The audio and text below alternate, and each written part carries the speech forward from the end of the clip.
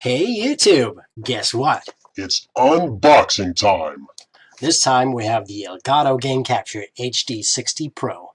Inside a paper case, we slide the box out, and you have your skills immortalized. Real heavy stuff. Inside, we have quick instructions. Opening up a secret compartment, we find an HDMI cable, and also safety instructions. We have the card. We have a sticker. And also, everything is getting stuck. Oh my god.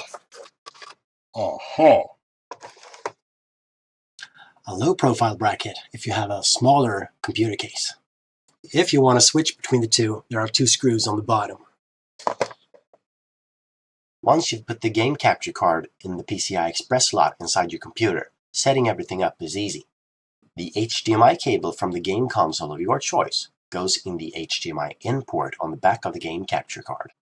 The HDMI cable that came in the box goes from the HDMI out port on the back of the game capture card and into your TV or computer monitor.